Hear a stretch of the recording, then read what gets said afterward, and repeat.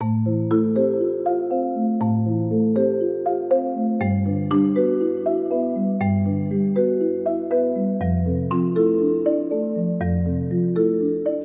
amigos da Rádio Espiritismo BH, sejam bem-vindos a mais uma edição do nosso programa Estudando o Evangelho segundo o Espiritismo. Daremos continuidade aos estudos que temos feito sobre o capítulo 18, muitos os chamados, poucos os escolhidos. No programa de hoje, retornaremos aos versículos que compõem o ensinamento da porta estreita, que se encontra em Mateus, capítulo 7, versículos 13 e 14, onde Jesus diz assim, abre aspas, entrai pela porta estreita, porque larga é a porta da perdição, e espaçoso o caminho que a ela conduz, e muitos são os que por ela entram. Quão pequena é a porta da vida! Quão apertado o caminho que a ela conduz, e quão poucos a encontram. Fecha aspas. Bem, minha gente, primeiramente precisamos salientar que as circunstâncias da vida, diariamente, sempre nos colocam em frente às duas portas, a porta larga e a porta estreita. Vimos em nosso programa anterior que Kardec nos ensina que larga é a porta da perdição porque são numerosas as paixões más e porque o maior número envereda pelo caminho do mal. E que estreita é a porta da salvação porque a grandes esforços sobre si mesmo é obrigado o homem que a queira transpor para vencer suas más tendências, coisa que poucos se resignam.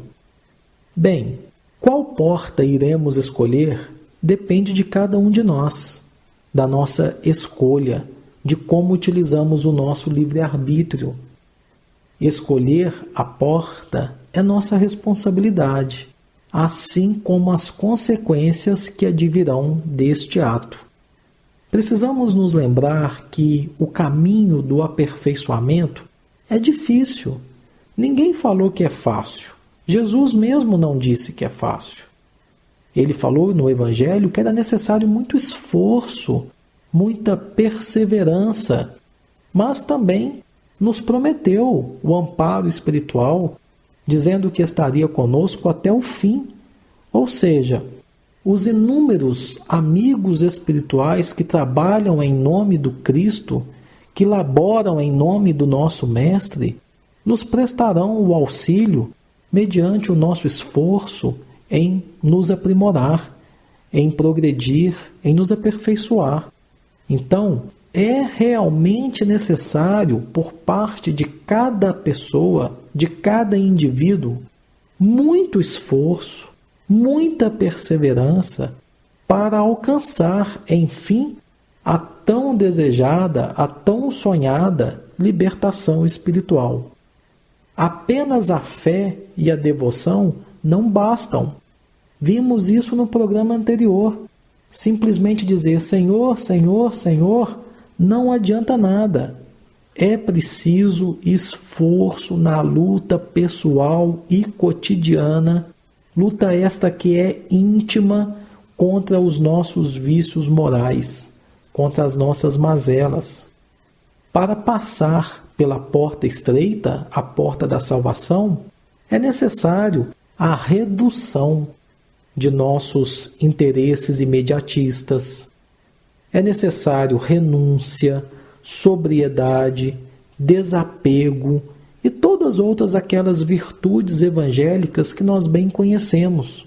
O perdão aos inimigos, a prática da caridade, o amor ao próximo, a fraternidade, a simplicidade, a humildade, a prática da caridade. Em suma, vivenciar a lei de amor, de justiça e de caridade. As dores e os sofrimentos pelos quais todos nós passamos em nossa vida podem significar grandes oportunidades de reajustamento interior se soubermos aproveitá-los. Se queremos de fato a nossa libertação espiritual, precisamos estar bem cientes de que tudo tem um preço e aquilo que é bom tem um preço, tem um custo muito alto. A libertação espiritual exige de nós esforço, trabalho e perseverança. Por isso é necessário desconfiarmos das facilidades, das ilusões. O nosso querido amigo espiritual André Luiz nos aconselha a abandonarmos a ilusão antes que a ilusão nos abandone. Vale ressaltar também que a reencarnação nos concede várias oportunidades de passarmos pela porta estreita que nos conduz da vida espiritual à vida física, a fim de nos aperfeiçoarmos. Só que quando chegamos aqui, no plano físico, geralmente, utilizando mal o nosso livre-arbítrio, acabamos escolhendo a porta larga, a porta da perdição. Por que isso? Porque, infelizmente, a maioria das pessoas ainda vive no comodismo da matéria, ainda vive em função de seus interesses imediatos, vive perdida no matagal das ilusões, nas florestas dos enganos. Tudo que requer trabalho e constância, esforço e perseverança é realmente para poucos.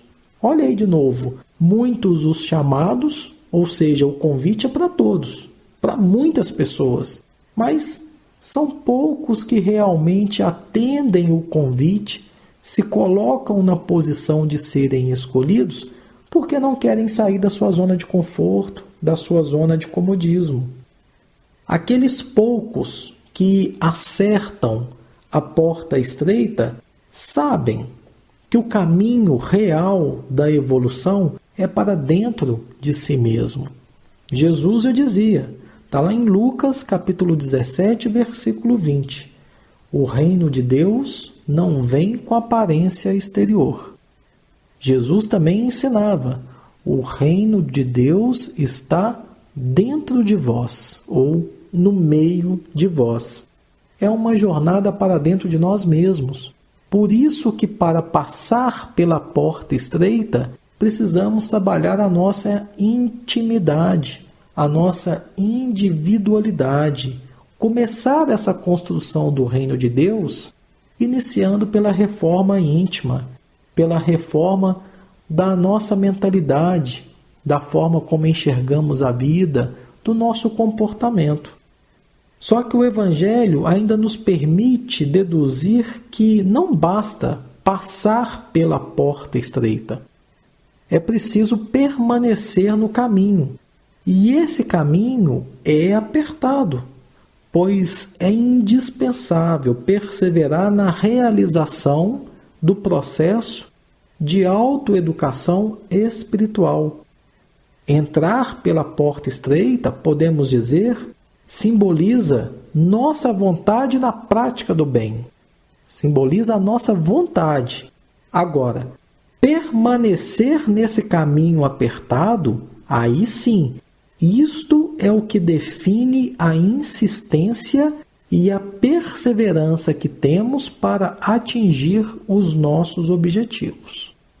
Essa passagem da porta estreita ainda nos faz pensar em outro aspecto. Jesus nos ensina no Evangelho que Ele é o caminho, a verdade e a vida. Ele é o caminho. Um caminho sempre conduz a uma porta. Depois de uma porta vem outro caminho. Aí vem as perguntas para a gente. Qual a natureza do caminho que estamos trilhando? Por onde estamos caminhando? Será que nós estamos realmente seguindo Jesus? A que porta esse caminho vai nos conduzir? A porta estreita da salvação ou a porta larga da perdição? Lembrando sempre que perdição não é condenação irreversível, condenação eterna. Vamos dizer assim, é a perda provisória dos valores espirituais. Para passar pela porta da salvação, é preciso fazer o bem em sua totalidade.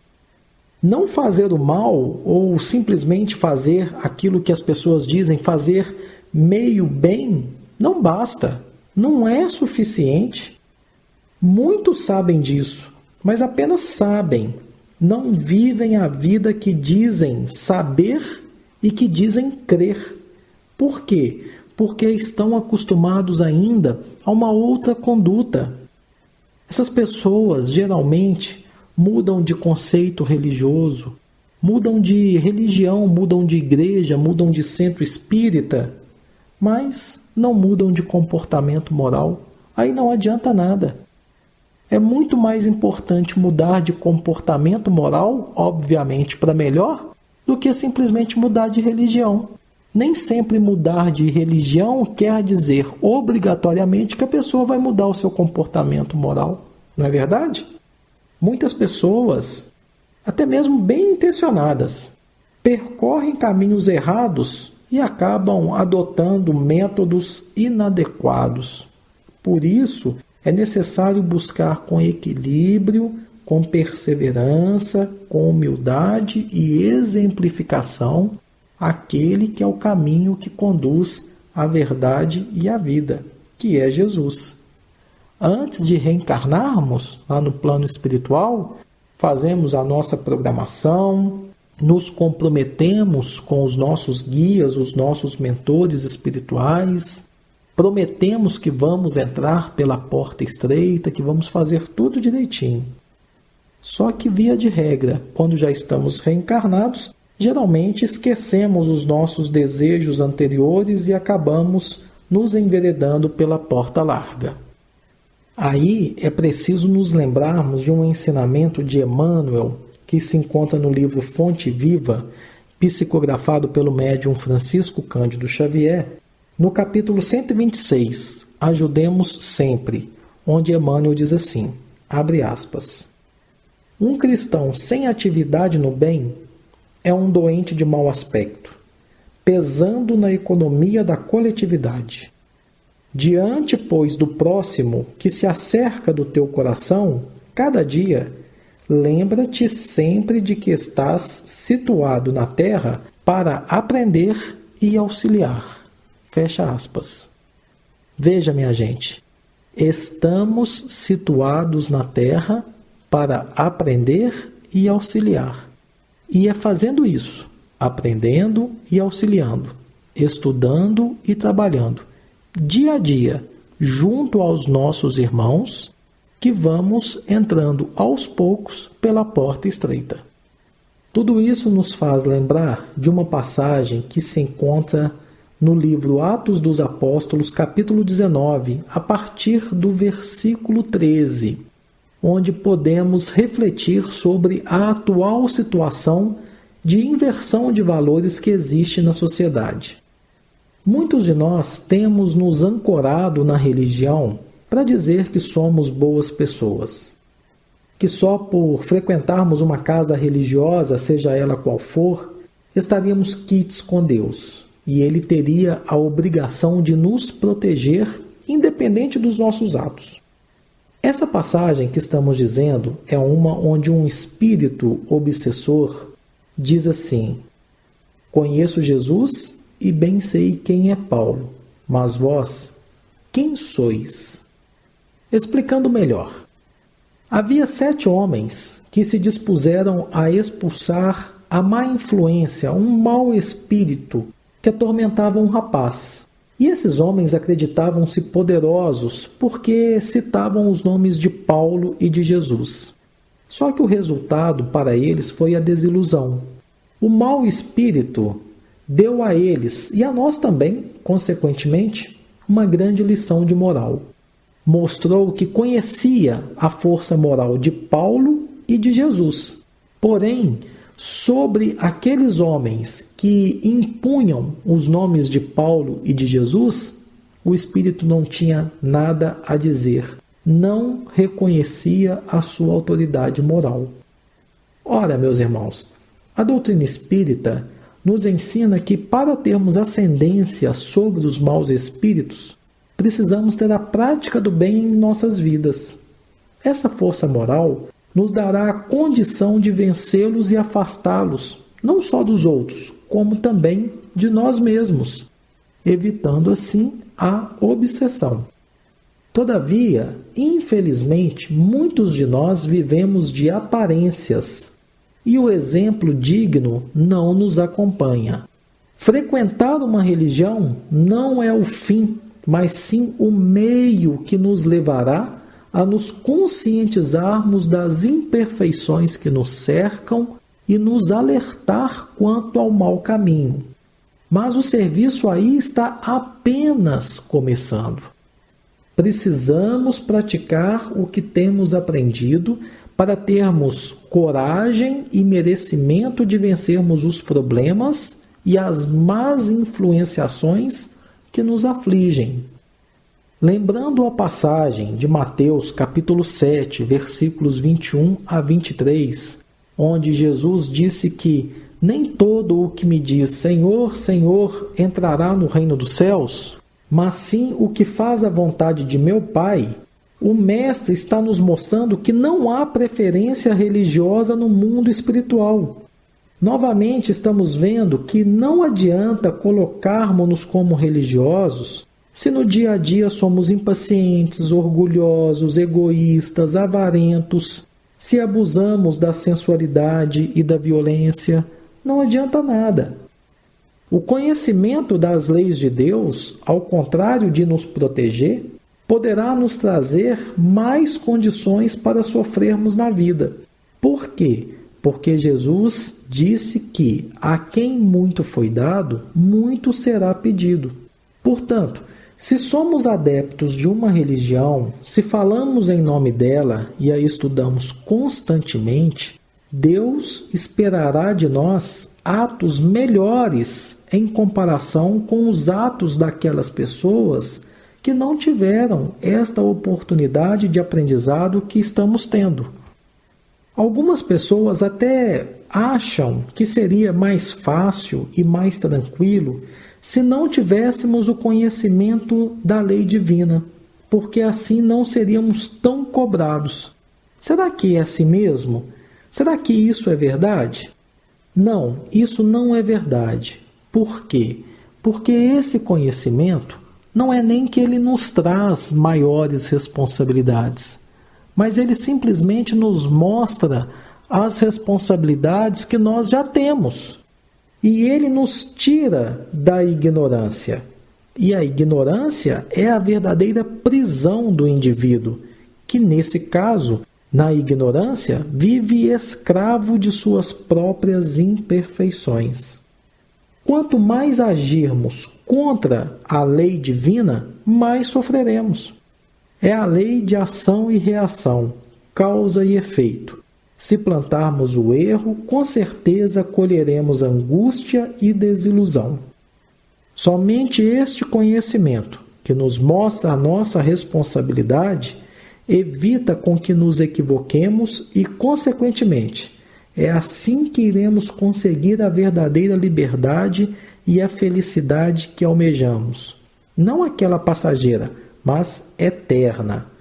Por isso é importante que o homem dê aos ensinamentos espirituais a importância que eles têm. Não contestamos que realmente é mais fácil passar pela porta larga, porque é mais fácil viver na irresponsabilidade, longe dos princípios cristãos. Vamos ver alguns exemplos. O que dá prazer carnal é mais rápido de sentir, só que é mais penoso de se sofrer as consequências. É mais fácil entregar-se ao adultério do que preservar a fidelidade. É mais rápido enriquecer roubando ou enganando do que trabalhando com esforço. É melhor assistir a programas sensacionalistas ou que estimulam as nossas más paixões do que irmos a uma casa religiosa ou lermos um bom livro. Enfim, em função do atraso da maioria dos espíritos que se encontram ligados ao planeta Terra, as pessoas gostam mais do que encantam aos olhos do que aquilo que nos fala a razão. Por isso a humanidade sofre a consequência de seus próprios atos.